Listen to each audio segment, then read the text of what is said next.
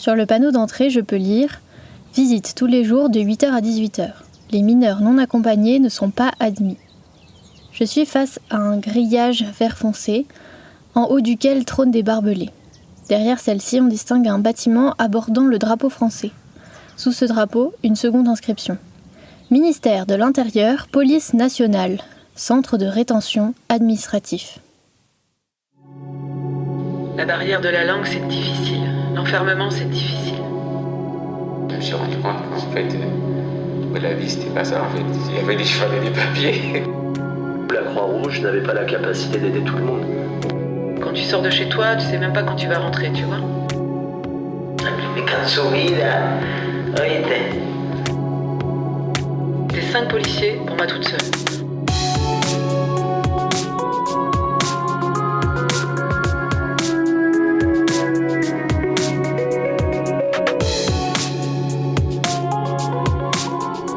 On est un peu comme des Taïmiri derrière la cage et on tend des bananes.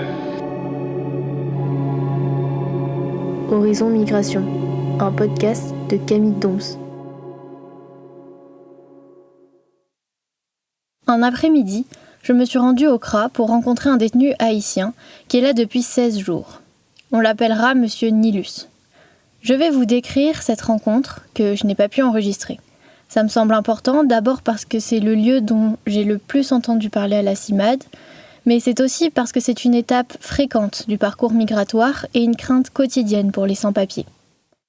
Un CRA, donc un centre de rétention administrative, c'est un centre de privation de liberté où sont enfermées les personnes étrangères en situation irrégulière, sans papier, qui ont été interpellées par la police ou par la gendarmerie sur le territoire et pour lesquelles la préfecture a délivré une mesure d'éloignement, une obligation de quitter le territoire. Donc, ces personnes sont enfermées dans le centre de rétention le temps que les autorités, la préfecture, en lien avec la police, notamment la police aux frontières, organisent leur expulsion, leur éloignement vers leur pays d'origine ou un pays dans lequel ils sont admissibles. J'ai donc sonné à l'interphone du grillage vert. J'ai annoncé qui j'allais voir. Le portillon s'est déverrouillé. À l'entrée du bâtiment, dans une cabine, la policière me demande ma carte d'identité. Je lui tends, elle la regarde, j'attends. Elle m'appelle, je passe la porte du centre de rétention administratif. On traverse une cour intérieure pour entrer dans une seconde partie du bâtiment. Je passe un portail de sécurité, comme dans les aéroports ou dans les musées parisiens. On m'ouvre un petit casier. Je dois y déposer toutes mes affaires, téléphone compris. Le policier me demande qui je viens voir. Il ne comprend pas et me fait répéter le nom que je dois sûrement mal prononcer. Finalement, il ouvre une porte massive et hurle le nom en question. Un homme apparaît, celui que je dois rencontrer. On nous ouvre une salle sans fenêtre, tout en long, éclairée par un néon. À l'intérieur, il y a une rangée de tables séparées par des planches à hauteur d'yeux. On s'installe au fond de la salle. À l'entrée, un policier nous surveille. Monsieur Nilus commence par me raconter son arrestation. Il m'explique qu'il a été arrêté lors d'un contrôle routier. Il conduisait sans permis et a été arrêté pour cette raison avant que la police ne se rende compte qu'il n'avait pas de papier en règle. En effet, pour passer son permis haïtien en permis français, il aurait dû entreprendre des démarches auprès de la préfecture et lors de ces démarches, il aurait aussi dû présenter des papiers en règle. Ainsi, il lui était impossible de circuler en voiture légalement en France alors même qu'il sait conduire. Ce qui est vicieux, c'est qu'une entorse à cette règle coûte très cher. On en parlera dans un autre épisode, mais pour obtenir ce qu'on appelle un titre de séjour, qui régularise une personne sur le territoire, il y a des conditions élémentaires. Parmi elles, ne pas avoir commis de trouble à l'ordre public. Et conduire sans permis est considéré comme un trouble à l'ordre public. Concrètement, ça veut dire que parce que M. Nilus conduit avec un permis haïtien, qu'il ne peut pas faire passer en permis français, il aura des difficultés à obtenir les papiers qui lui manquaient pour obtenir ce fameux permis français et conduire légalement. Je lui ai demandé s'il était accompagné dans cette voiture. Il m'a expliqué qu'à ce moment-là, il conduisait une femme et un enfant avec qui il n'entretenait pas de liens familiaux. Je me suis alors demandé comment se passait une arrestation lorsqu'une famille sans papiers était arrêtée. J'ai posé la question à Pauline Raille, responsable régionale de l'action rétention en Outre-mer à la CIMAD. Je ne suis pas présente au moment des interpellations, mais ce qu'il est probable de se passer, c'est que si le père et la mère sont tous les deux en situation irrégulière et qu'ils sont avec l'enfant, peut-être que la police va interpeller seulement un des deux parents et laisser l'autre, même s'il est en situation irrégulière, libre avec l'enfant, pour pas laisser l'enfant tout seul.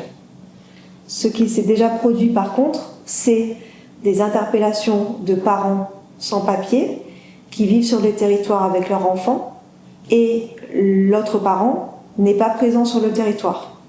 Donc le parent qui est en Guyane, s'il est interpellé, souvent à un moment où il n'est pas en présence de son enfant, si l'enfant par exemple est à l'école ou si la personne est sortie faire des courses et a laissé l'enfant à une connaissance, à une cousine, à une voisine, etc.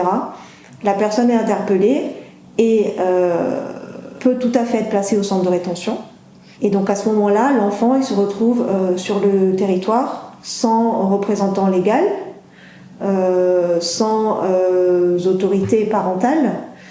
Et s'il y a un éloignement, s'il y a une expulsion du parent, effectivement, ça peut poser de grosses difficultés, une grosse problématique.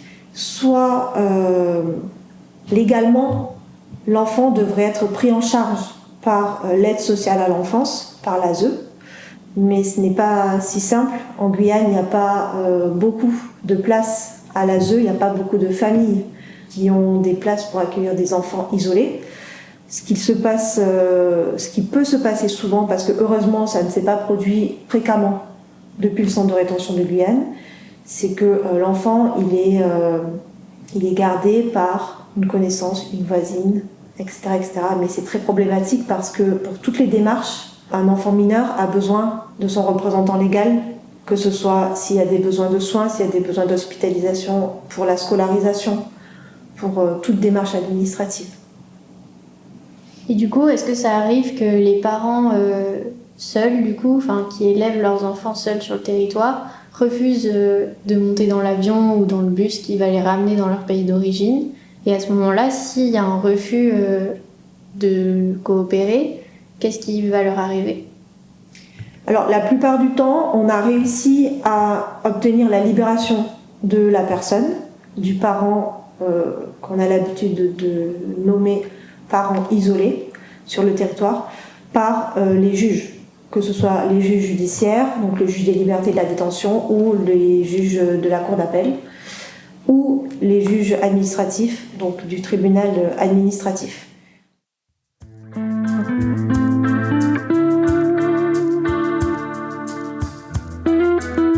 Monsieur Nilus a donc été arrêté par la police nationale, qui l'a amené au poste, où il a passé une nuit avant d'être transféré au CRA par la PAF. Pendant son arrestation, on lui a bien expliqué où il allait être emmené et pourquoi. À son arrivée au CRA, on lui a donné une brosse à dents, un drap, une serviette de bain et un savon. On ne lui a pas fait visiter, on ne lui a pas dit qu'il pourrait consulter un médecin, ni parler de ses droits, et de la possibilité de voir la CIMAD pour les faire valoir. Il a donc choisi une chambre où il serait seul. Les chambres sont composées de 2 à 3 lits superposés. Les détenus sont donc entre 4 et 6 par chambre lorsque le centre est plein. Il y a de fines ouvertures en haut de la pièce qui donnent directement vers l'extérieur. Il y a 4 espaces de vie pour les détenus. Les chambres, la salle de bain qui comprend 4 douches individuelles et une toilette, une salle commune et un espace extérieur entièrement grillagé. J'ai pu le voir depuis le parking. Il y a une partie à l'ombre d'une tôle et une partie au soleil, qui ressemble franchement à une cage à cause du plafond grillagé. Le tout est très petit, une petite dizaine de pales de long, je dirais. Les repas sont servis dans le réfectoire. Monsieur Nilus m'explique que les plats préparés correspondent à un régime de l'Hexagone et qu'il ne les aime pas. En lisant différents témoignages, j'ai remarqué que c'était une critique courante. D'autant plus que les quantités sont faibles et qu'il arrive que les plats ne soient même pas réchauffés.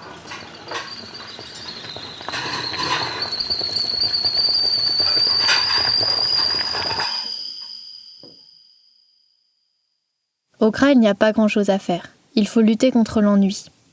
Monsieur Nilus m'explique qu'il regrette de ne pouvoir utiliser son téléphone pour jouer à des jeux et contacter ses proches. En effet, il ne peut consulter son téléphone que 15 minutes, sous surveillance de la police et uniquement pour appeler des gens. Pauline m'expliquera plus tard qu'il existe aussi une cabine téléphonique au CRA, mais que pour l'utiliser, il faut une carte payante. Elle est donc plus utilisée pour recevoir des appels que pour en passer. À défaut de téléphone, il y a une télévision et une bibliothèque en français dans la salle commune. Un vélo elliptique dans la cour, il y a aussi des jeux, un baby-foot uniquement dans la partie des hommes, un Uno, des dominos et un jeu de cartes incomplet. Je crois que j'ai réellement compris à quel point l'ennui pouvait être lourd dans le quotidien de Monsieur Nilus lorsqu'il m'a répondu ravi qu'il pourrait prendre 1, 2, 3, 4 douches s'il le voulait, que les gardiens ne surveillaient pas. Ces journées commencent donc à 6h, lorsque les femmes de ménage viennent nettoyer la chambre. Puis le petit déjeuner à 7h, le déjeuner à 12h et le dîner à 19h. Entre-temps, il prend des douches et joue au domino. La nuit, Monsieur Nilus m'explique qu'il pense beaucoup, qu'il stresse et que l'angoisse est son second ennemi.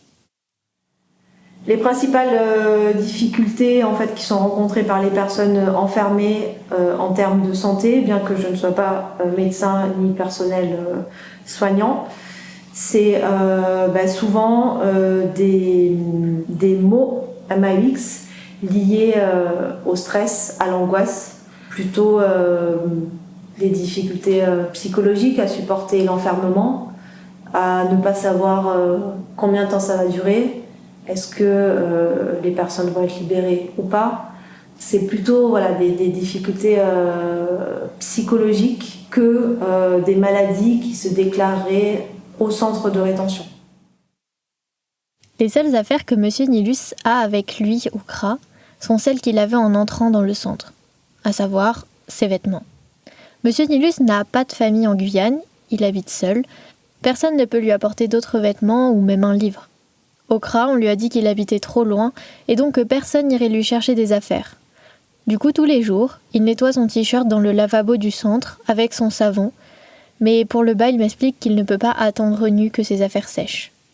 J'ai demandé à Pauline Rail quelles affaires les personnes retenues au CRA pouvaient avoir avec elles et comment elles pouvaient se les faire rapporter. Je me demandais si le cas de M. Nilus était fréquent. Alors les personnes arrivent au CRA comme elles ont été interpellées. Parfois juste avec la tenue qu'elles portent sur elles et rien d'autre. Au centre de rétention, les personnes peuvent recevoir des visites ou se faire apporter des affaires. Encore faut-il qu'elles aient de la famille ou des proches, qu'elles puissent les contacter et que ces personnes-là puissent se déplacer jusqu'au centre de rétention, puisque le centre n'est pas desservi par les transports en commun et se trouve quand même à une quinzaine de kilomètres de Cayenne ou des environs, là où habitent la plupart des personnes. Si les personnes arrivent à recevoir de la visite, des vêtements peuvent leur être apportés, des produits d'hygiène, un téléphone portable, sachant que si le téléphone comporte une caméra ou un appareil photo, il ne pourra pas être intégré dans la zone où se trouvent les personnes et restera dans la fouille. Et du coup, la personne peut le consulter uniquement si elle demande à la police son autorisation. C'est ça. À ce moment-là, la personne peut l'utiliser sous contrôle de la police pendant quelques minutes lorsque c'est vraiment nécessaire. Les personnes peuvent aussi se faire apporter de la nourriture seulement lorsque c'est de la nourriture qui est achetée en magasin, en supermarché et qui est emballée. Il n'y a pas d'autorisation, sauf exception, à se faire apporter des plats préparés à la maison. Et les personnes devront de toute façon consommer cette nourriture pendant la visite, dans la salle de visite, et n'ont pas le droit de l'apporter dans la zone de vie.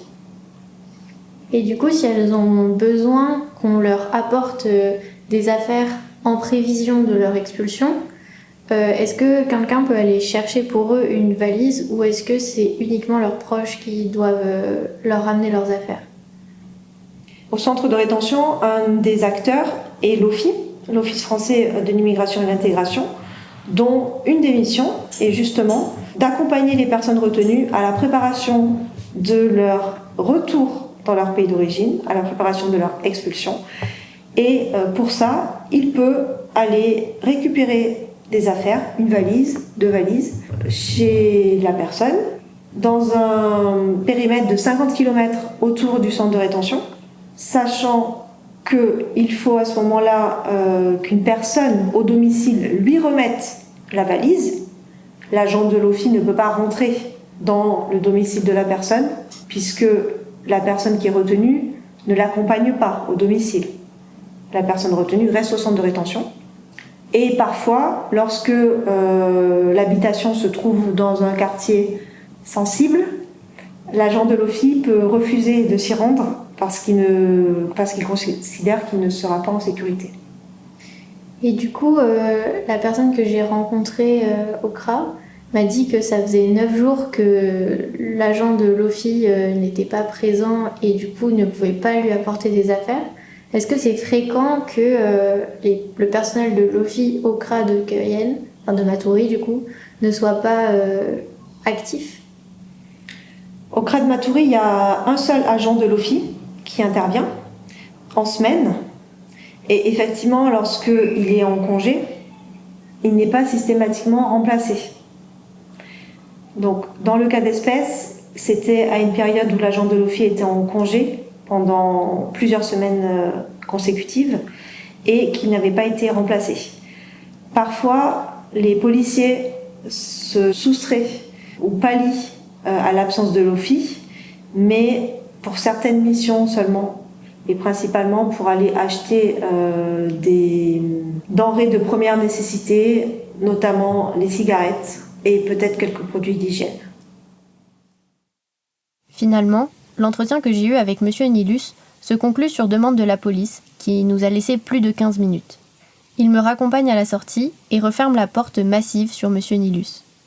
Ces conditions de vie difficiles sont dénoncées par certains détenus qui décident de protester avec des grèves de la faim.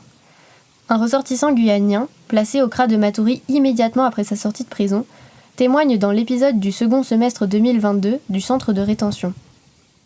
Ici, c'est comme la prison, mais en pire. En prison, j'avais une baguette de pain entière tous les jours. Je pouvais cuisiner, mais ici, tu peux rien faire.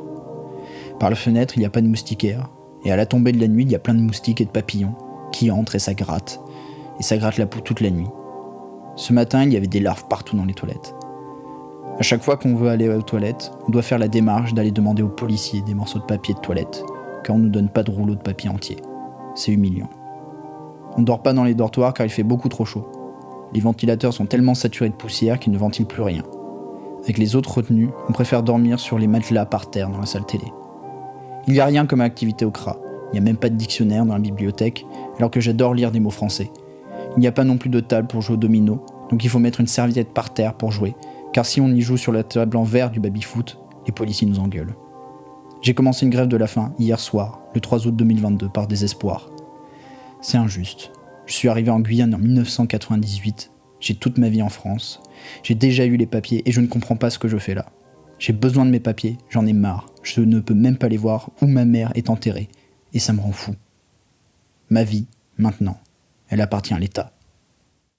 Monsieur Nilus est finalement sorti du CRA le 24 juin, suite à une décision du juge des libertés qui lui a accordé une assignation à résidence. Il est donc toujours dans l'obligation de quitter le territoire français, mais attend que la préfecture organise son départ chez lui.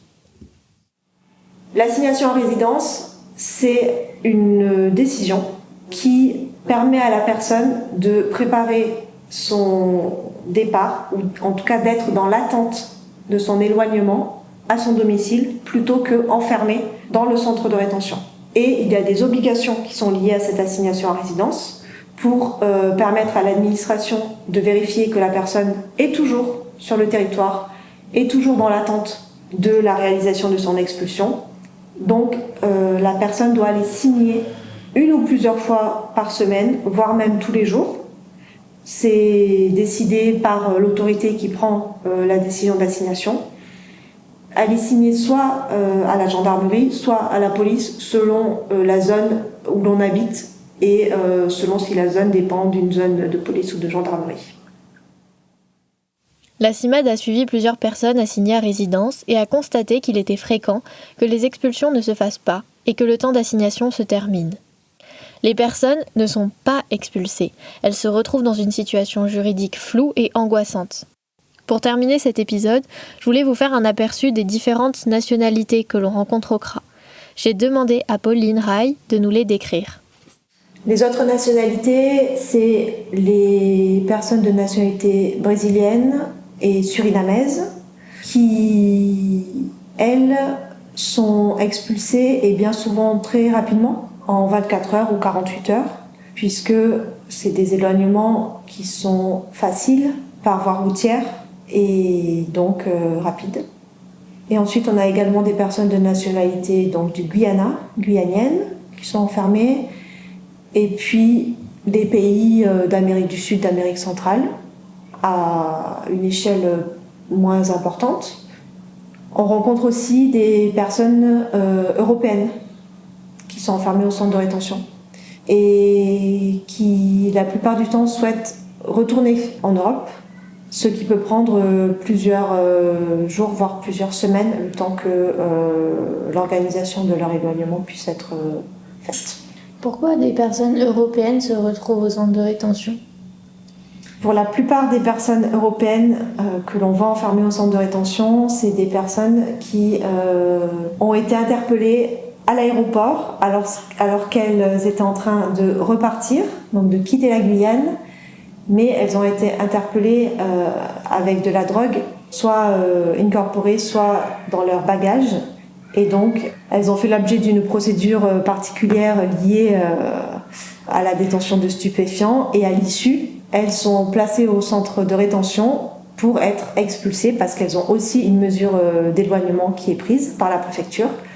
Donc en fait, elles sont placées au centre de rétention, parfois en lieu et place d'être placées en prison, et dans le but de retourner dans leur pays. Si M. Nilus a pu finalement sortir du CRA grâce au travail de la CIMAD, son témoignage illustre des conditions d'enfermement difficiles, auxquelles lui et de nombreuses autres personnes sont confrontées chaque année. Les conditions matérielles d'accès aux soins et à l'hygiène sont largement compromises. Le CRA est souvent peu fréquenté, laissant les quelques détenus face à leurs pensées et leur santé mentale.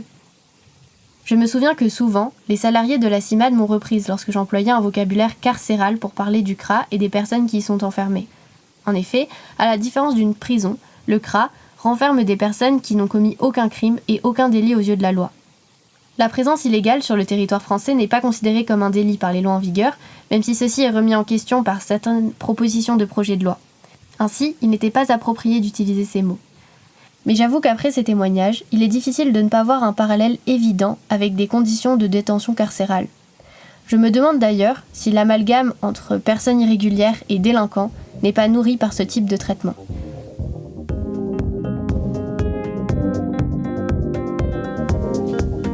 Je voudrais remercier M. Nilus pour son témoignage et l'équipe de la CIMAD pour nous avoir mis en contact. Je remercie également Marius Bjor pour sa lecture. Le montage de cet épisode a été réalisé par Pierre-Éloi Fresneau avec des musiques de Morgane Alibert. Horizon Migration est un podcast de Camille Doms, en ligne sur toutes vos plateformes d'écoute.